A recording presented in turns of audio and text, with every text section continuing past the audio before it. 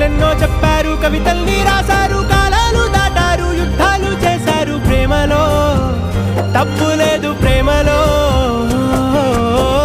వేల వేల వెన్నెలంత నీదవాలి వెలుగునంత మోయమంటే నేను ఎంత రే.